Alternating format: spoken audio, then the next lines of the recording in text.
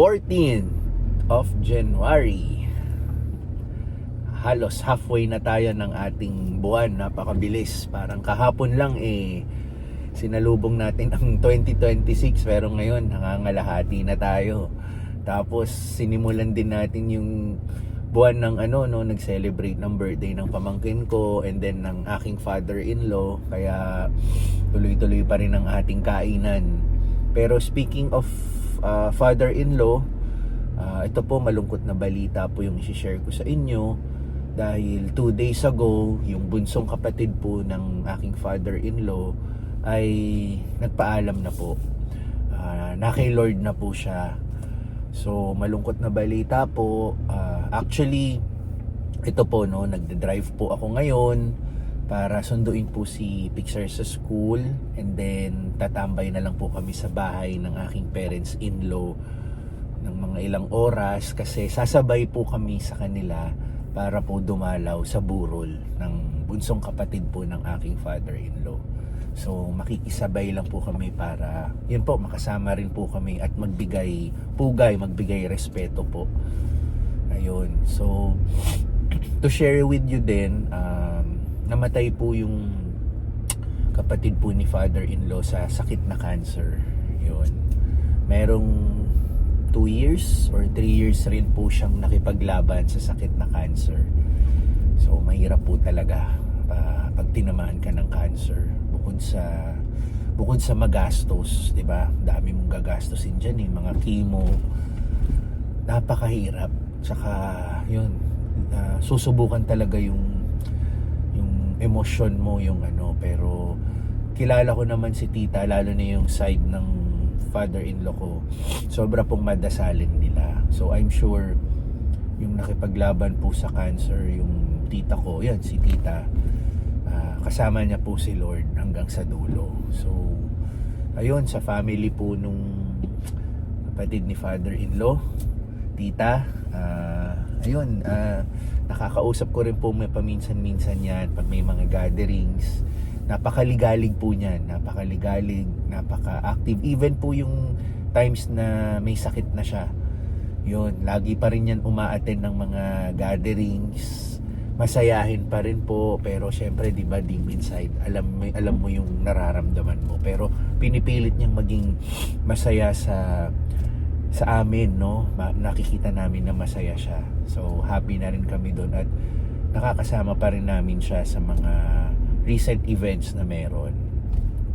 So yun, tita, rest in peace po.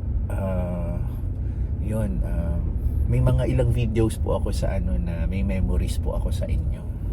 Ibang topic naman tayo.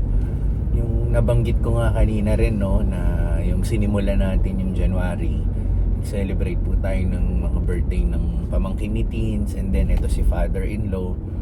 Well, hindi pa po natatapos lahat yun, So itong mga darating na linggo naman po, celebration naman po sa side ng pamilya ko, dahil magba-birthday naman po ang aking bayaw at ang aking pamangkin. So sa mga susunod na araw na yan, so ayun, tuloy-tuloy pa rin ang kainan natin. Kaya make sure talaga natin na yun, nakakapag-workout tayo, nababawi natin, na nasusunog natin yung ating mga kinakain para na-enjoy pa rin natin yung pagkain. Kasi nga yun, napakahirap talaga ng magkasakit, lalo na iba na ang panahon ngayon. Sa mga edad namin, marami na rin akong mga kabatch, pag nababalitaan mo yung mga kaedad ko, yan, may mga sakit na. So salamat naman sa Diyos, wala pa tayong nararanasan na gano'n, nararamdaman. May mga signs, siyempre tumatanda tayo, minsan mararamdaman mo sumasakit na agad yung kasukasuhan mo, pero hindi pa naman sa point na alam mong malala siya, So kaya pa nating kontrolin. So ang ginagawa natin, pag nakakaramdam tayo ng gano'n, mini-make sure natin na mayroon tayong proper exercise, yung mga kinakain din natin. Though ako minsan pasaway din, aminado naman ako, kasi napakasarap kumain talaga. Pero dinadahan-dahan na rin talaga nating maging maingat, Pero matagal ko na rin naman sinimulan, mga 2 years ago. Yan, 2 years na. halos consistent na tayo sa ating intermittent fasting, sanay na tayo. Tapos yun, nag-apple cider tayo sa umaga. Yung una, hindi ko kaya, hindi ko gusto yung lasa ng apple cider pag lalagay mo sa tubig. Yung iba nga sabi, puro no? Pero pwede naman ihalo sa tubig, yun nga lang, hindi ko talaga kaya ng puro. Pero yung sa tubig, yan, nasanay na tayo. So yun yung mga maliliit na bagay na dinadahan-dahan natin, dinadagdag natin sa ating routine para ma-support yung health natin.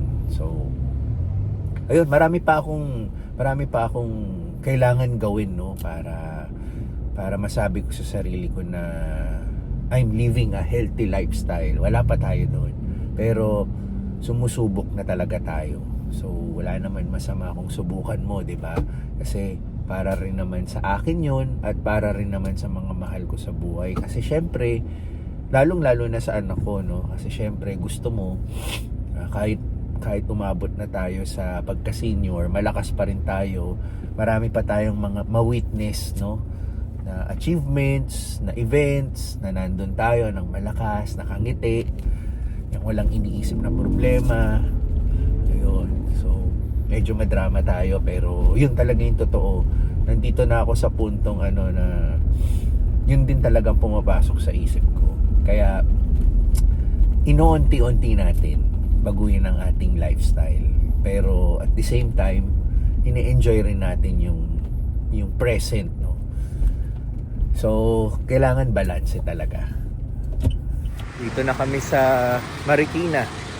Dito yung wake. So hanggang dito lang ako, no? Hindi ko na ipapakita yung privacy lang ng family.